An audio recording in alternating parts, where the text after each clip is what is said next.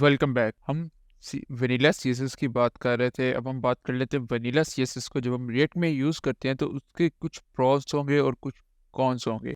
Obviously बात है advantages की, जब हम बात करेंगे तो उसके कुछ एडवांटेजेस हैं। जस्ट लाइक कि आपका जो सीएसएस का कोड है वो एक अलग फाइल के अंदर हो रहा होता है और वो आपके जेएसएक्स कोड से या आप कह लें रिएक्ट के कोड से अलहदा रहता है। अब इसमें ये भी बेनिफिट आया था, आप फॉर एग्जांपल जो मेरी सारी हेडर का कोड है वो क्या है, वो ये हेडर का कोड जी मेरी स्टाइलिंग है वनीला सीएसएस की। अब मेरी जो हेडर की से बात करते हैं हेडर टू में, अगर यही मैं सारी स्टाइलिंग इसके अंदर कर दूं इस कंपोनेंट के अंदर, तो ये एक बड़ा कोड हो जाएगा और जो कि आपको कोड को समझने में, कोई और डेवलपर आपके कोड को पढ़ रहा है उसके लिए मुश्किलात क्रिएट करेगा। तो ऑब्वियसली बात है ये कुछ डिस एडवांटेजेस जाते हैं, डिसएडवांटेजेस नहीं एडवांटेजेस आ जाते हैं कि आप वेनिला सीएसएस को यूज़ कर रहे हैं, लेदर फाइल को यूज़ कर रहे हैं, तो ये आपके पास कुछ एडवांटेजेस आए थे।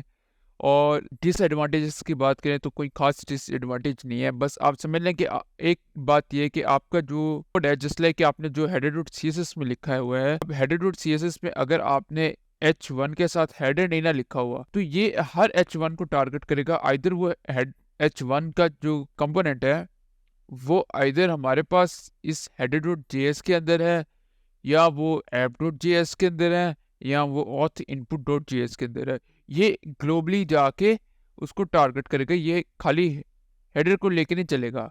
अभी तो हमने बताया हुआ है ना कि हेडर के अंदर जो H1 है उसको टारगेट करना है, बट अगर हम इसको नहीं बताते कि हेडर के अंदर वाले H1 को, हम इस यहाँ पे सिंपल अगर H1 लिखते हैं हेडर डॉट CSS के अंदर, हम सिंपल यहाँ पे H1 लिखते हैं, मैं यहाँ से हेडर रिमूव कर दूंगा तो ये हर H1 को टारगेट करेगा। ये नहीं देखेगा कि ये कौन सा H1 है, ये हेडर का H1 है या ये इनपुट फॉर्म का H1 है या ये रिजल्ट का H1 है, ये हर H1 को टारगेट करेगा। तो आपने ये बात अपने जेहन में रखनी है कि जो हमारे पास वेनिला सीएसएस के अंदर स्टाइलिंग होगी वो ग्लोबली होगी। हम इसको स्प्लिट कर रहे हैं, उसका बेनिफिट ये है कि हमें पता होगा कल को हमने अपनी हेडर की स्टाइलिंग में थोड़ा चेंज करना चाह रहे हैं तो हमें पता होगा कि इस फाइल के अंदर हेडर की सारी स्टाइलिंग पड़ी हुई है, बट वो उस अलहदा फाइल के अंदर पड़ी जरूर हुई है, लेकिन उसका जो स्कोप है वो ग्लोबल स्कोप है, वो हर पेज पे जाके अप्लाई हो रही है, वो हर उस पर अप्लाई होगी।